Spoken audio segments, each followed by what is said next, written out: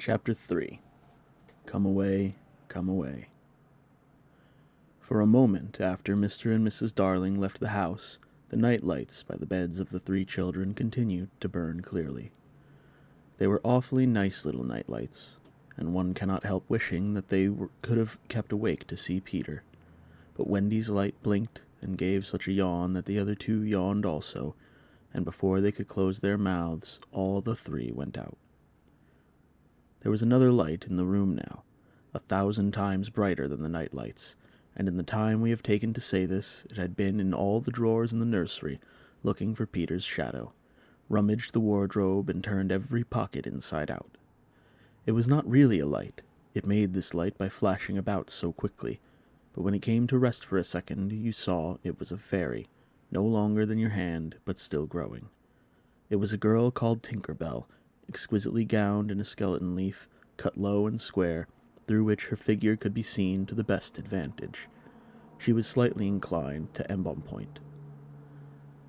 A moment after the fairy's entrance, the window was blown open by the breathing of the little stars, and Peter dropped in. He had carried Tinker Bell part of the way, and his hand was still messy with the fairy dust. "Tinker Bell," he called softly, after making sure that the children were asleep. "Tink, where are you?" She was in a jug for the moment, and liking it extremely. She had never been in a jug before. "Oh, do come out of that jug and tell me, do you know where they put my shadow?" The loveliest tinkle as of golden bells answered him. It is the fairy language. You ordinary children can never hear it, but if you were to hear it, you would know that you had heard it once before. Tink said that the shadow was in the big box. She meant the chest of drawers, and Peter jumped at the drawers, scattering their contents to the floor with both hands, as kings toss a pence to the crowd. In a moment he had recovered his shadow, and in his delight he forgot that he had shut Tinker Bell up in the drawer. If he thought at all, but I don't believe he ever thought, it was that he and his shadow, when brought near each other, would join like drops of water, and when they did not, he was appalled. He tried to stick it on with soap from the bathroom, but that also failed. A shudder passed through Peter, and he sat on the floor and cried. His sobs woke Wendy, and she sat up in bed. She was not alarmed to see a stranger crying on the nursery floor. She was only pleasantly interested. "Boy," she said courteously, "why are you crying?"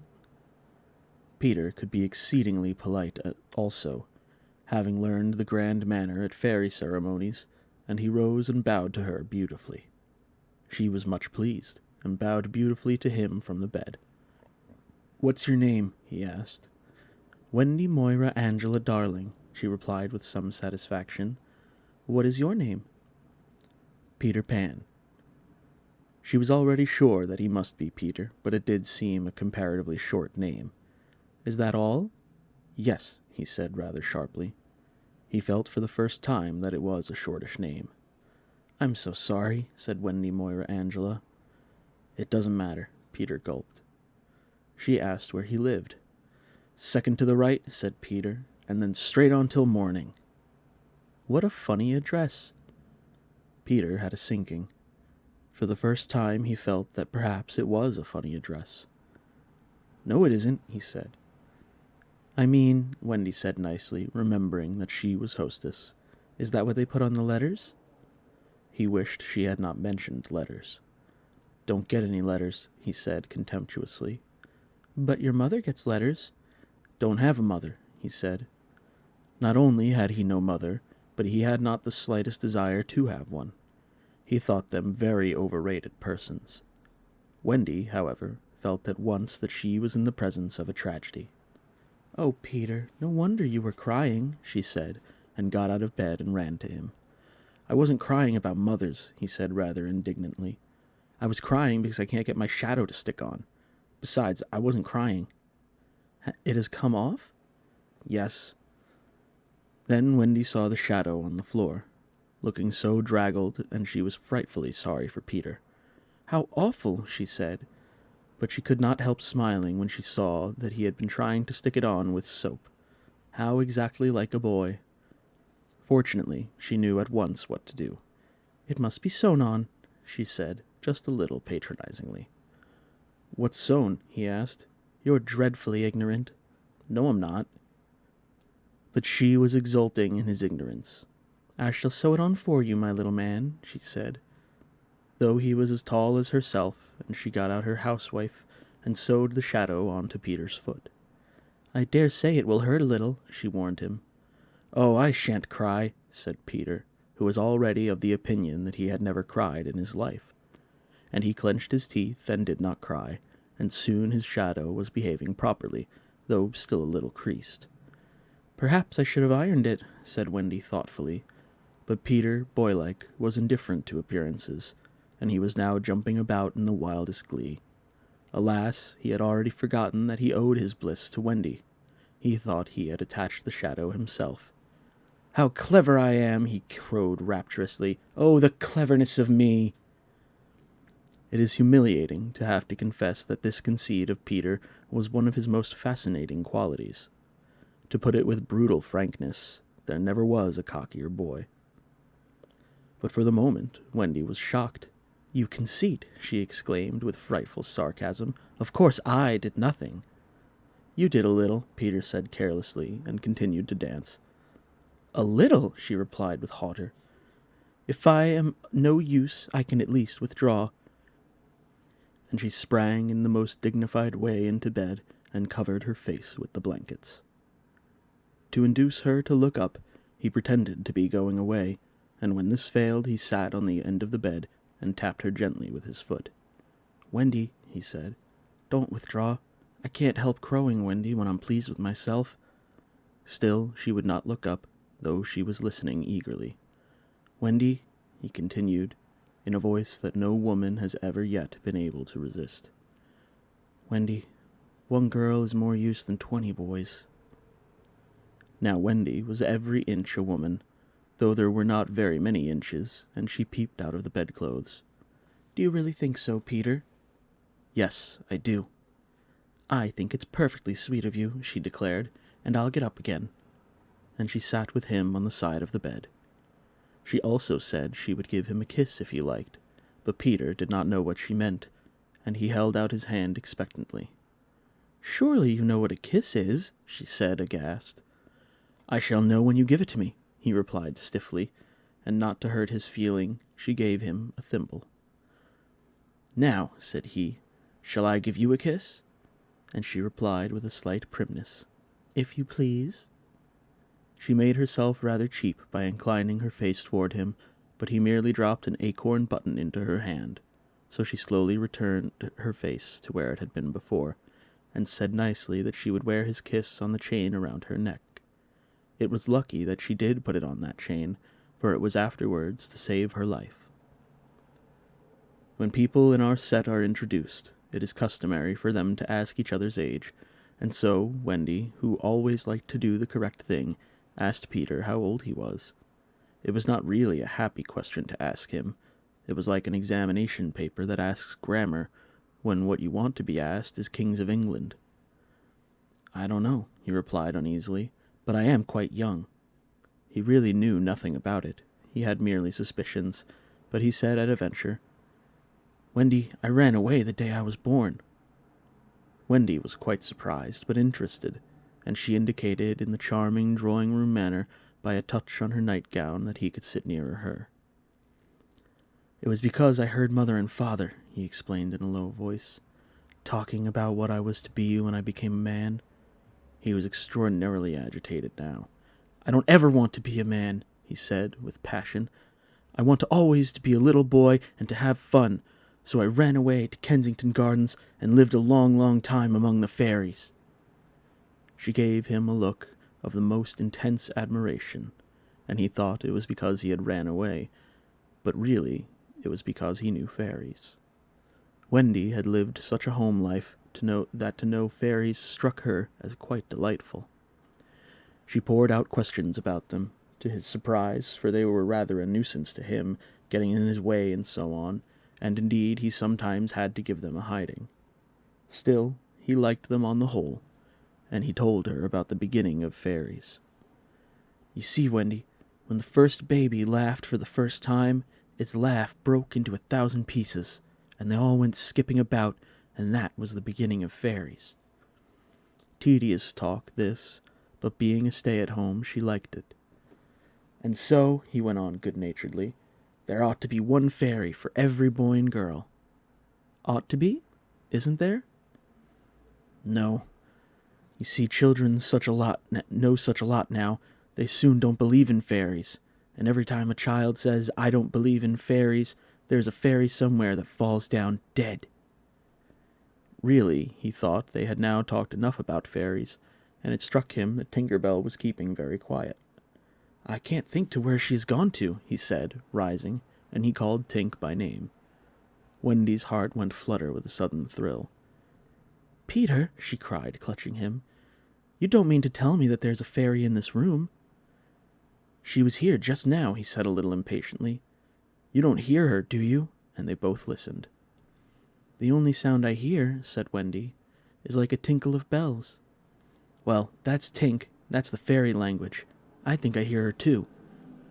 The sound came from the chest of drawers, and Peter made a merry face. No one could ever look quite so merry as Peter, and the loveliest of gurgles was his laugh. He had his first laugh still. Wendy, he whispered gleefully, I do believe I shut her up in the drawer. He let poor Tink out of the drawer, and she flew about the nursery, screaming with fury. You shouldn't say such things, Peter retorted. Of course I'm very sorry, but how could I know you were in the drawer? Wendy was not listening to him. Oh, Peter, she cried, if she would only stand still and let me see her. They hardly ever stand still, he said, but for one moment Wendy saw the romantic figure come to rest on the cuckoo clock. Oh, the lovely, she cried, though Tink's face was still distorted with passion. Tink, Peter said Peter amiably. This lady says she wishes you were her fairy. Tinker Bell answered insolently. What does she say, Peter? He had to translate. She is not very polite. She says you are a great ugly girl, and that she is my fairy. He tried to argue with Tink. You know you can't be my fairy, Tink, because I am a gentleman and you are a lady. To this Tink replied in these words, You silly ass, and disappeared into the bathroom. She is quite a common fairy, Peter explained apologetically. She's called Tinker Bell because she mends the pots and kettles. They were together in the armchair by this time, and Wendy plied him with more questions. If you don't live in Kensington Gardens now, sometimes I still do. But where do you live mostly now? With the Lost Boys. Who are they? They are the children who fall out of their perambulators when the nurse is looking the other way. If they are not claimed in 7 days, they are sent far away to the Neverland to defray expenses. I'm captain. What fun it must be. Yes, said cunning Peter, but we are rather lonely. You see, we have no female companionship. Are none of the others girls? Oh, no. Girls, you know, are much too clever to fall out of their prams. This flattered Wendy immensely. I think, she said, it is perfectly lovely the way you talk about girls. John there just despises us. For reply, Peter rose and kicked John out of bed, blankets and all, one kick. This seemed to Wendy rather forward for a first meeting, and she told him with spirit that he was not captain in her house.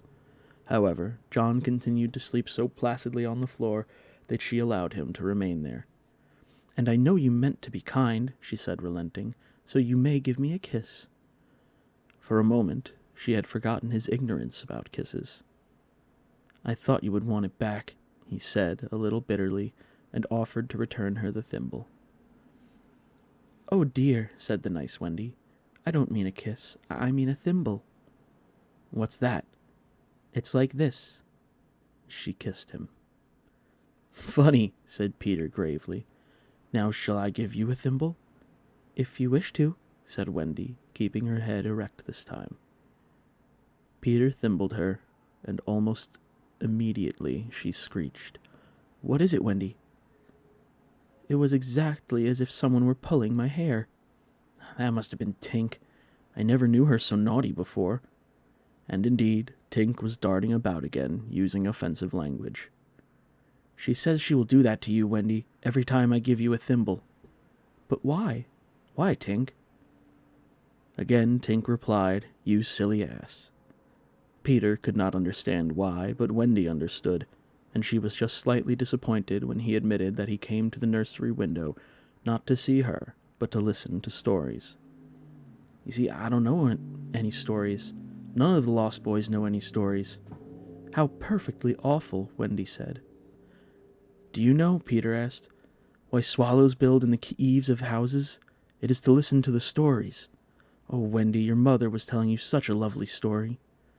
Which story was it? About the prince who couldn't find the lady who wore the glass slipper. Peter, said Wendy excitedly, that was Cinderella, and he found her, and they lived happily ever after.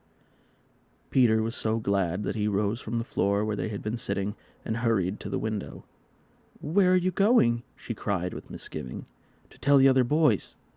Don't go, Peter, she entreated. I know such lots of stories. Those were her precise words, so there can be no denying that it was she who first tempted him. He came back, and there was a greedy look in his eyes now, which ought to have alarmed her, but did not. Oh, the stories I could tell to the boys, she cried, and then Peter gripped her and began to draw her toward the window. Let me go, she ordered him. Wendy, do come with me and tell the other boys.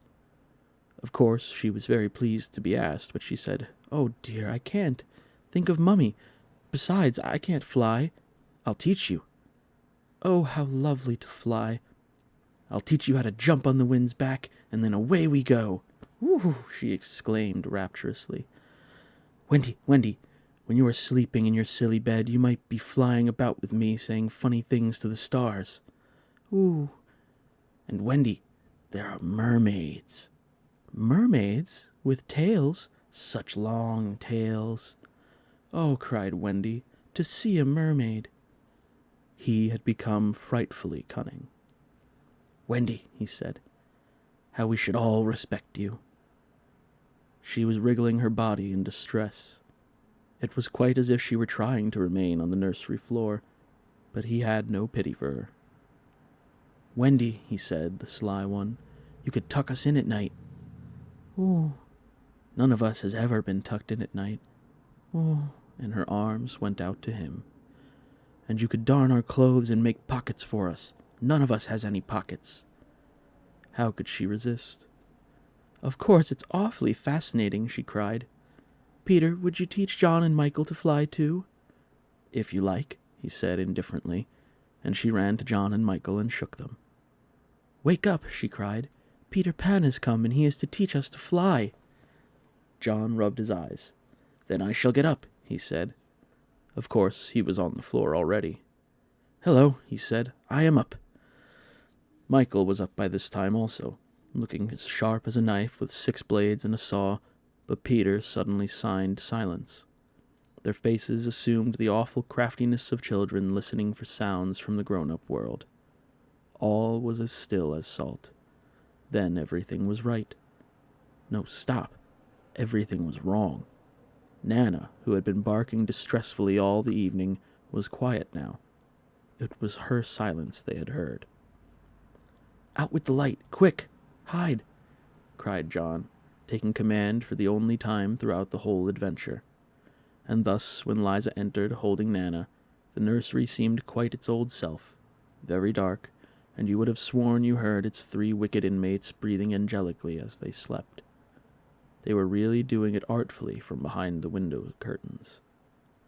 Liza was in a bad temper, for she was mixing the Christmas puddings in the kitchen, and had been drawn from them with a raisin still on her cheek by Nana's absurd suspicions. She thought the best way of getting a little quiet was to take Nana to the nursery for a moment, but in custody, of course. There, you suspicious brute, she said, not sorry that Nana was in disgrace. They are perfectly safe, aren't they? Every one of the little angels sound asleep in bed. Listen to their gentle breathing. Here Michael, encouraged by his success, breathed so loudly that they were nearly detected. Nana knew that kind of breathing, and she tried to drag herself out of Liza's clutches. But Liza was dense. No more of it, Nana, she said sternly, pulling her out of the room. I warn you, if you bark again, I shall go straight for Master and Mrs. and bring them home from the party, and then, oh, won't Master whip you just!" She tied the unhappy dog up again, but do you think Nana ceased to bark? Bring Master and Mrs. home from the party. Why, that was just what she wanted. Do you think she cared whether she was whipped so long as her charges were safe? Unfortunately, Liza returned to her puddings, and Nana, seeing that no help would come from her, strained and strained at the chain until at last she broke it. In another moment she had burst into the dining room of 27 and flung her paws to heaven, her most expressive way of making communication. Mr. and Mrs. Darling knew at once that something terrible was happening in their nursery, and without a goodbye to their hostess they rushed into the street. But it was now 10 minutes since the three scoundrels had been breathing behind the curtains, and Peter Pan can do a great deal in 10 minutes. We now return to the nursery. "It's all right," John announced, emerging from his hiding place. "I say, Peter, can you really fly?" Instead of troubling to answer him, Peter flew around the room, taking the mantelpiece on the way. "How topping!" said John and Michael. "How sweet!" cried Wendy. "Yes, I am sweet, oh, I am sweet," said Peter, forgetting his manners again. It looked delightfully easy, and they tried it first from the floor and then from the beds, but they always went down instead of up. "I say, how do you do it?" asked John, rubbing his knee. He was quite a practical boy. "You just think lovely, wonderful thoughts," Peter explained, "and they lift you up in the air." He showed them again. "You're so nippy at it," John said. "Couldn't you do it very slowly once?" Peter did it both slowly and quickly. "I've got it now, Wendy," cried John, but soon he found he had not. Not one of them could fly an inch, though even Michael was in words of 2 syllables, and Peter did not know A from Z. Of course, Peter had been trifling with them, for no one can fly unless the fairy dust has been blown on him. Fortunately, as we have mentioned, one of his hands was messy with it, and he blew some on each of them, with the most superb results. "Now just wiggle your shoulders this way, and let go." They were all on their beds, and gallant Michael let go first. He did not quite mean to let go, but he did it, and immediately he was borne across the room. "I flewed!" he screamed while still in midair. John let go and met Wendy near the bathroom. "Oh, lovely! Oh, ripping! Look at me! Look at me! Look at me!" They were not nearly so elegant as Peter, and they could not help kicking a little, but their heads were bobbing against the ceiling, and there was almost nothing so delicious as that. Peter gave Wendy a hand at first, but had to desist. Tink was so indignant. Up and down they went, and round and round. Heavenly was Wendy's word. "I say," cried John, "why shouldn't we all go out?" Of course, it was to this that Peter had been luring them. Michael was ready. He wanted to see how long it took him to do 1,000,000,000 miles, but Wendy hesitated. "Mermaids," said Peter again. "Oh, and there are pirates." "Pirates!" cried John, seizing his Sunday hat. "Let us go at once." It was just at this moment that Mr. and Mrs. Darling hurried with Nana out of 27. They ran into the middle of the street to look up at the nursery window, and yes, it was still shut, but the room was ablaze with light, and most heart-gripping sight of all, they could see in shadow on the curtain 3 little figures in night attire circling round and round, not on the floor, but in the air. Not 3 figures, 4. In a tremble, they opened the street door. Mr. Darling would have rushed upstairs, but Mrs. Darling signed him to go softly. She even tried to make her heart go softly. Will they reach the nursery in time? If so, how delightful for them, and we shall all breathe a sigh of relief. But there will be no story. On the other hand, if they are not in time, I solemnly promise that it will all come right in the end. They would have reached the nursery in time, had it not been that the little stars were watching them. Once again the stars blew the window open, and that smallest star of all called out, "Cave, Peter!" Then Peter knew that there was not a moment to lose. "Come," he cried imperiously, and soared out at once into the night, followed by John and Michael and Wendy. Mr. and Mrs. Darling and Nana rushed into the nursery too late. The birds were flown.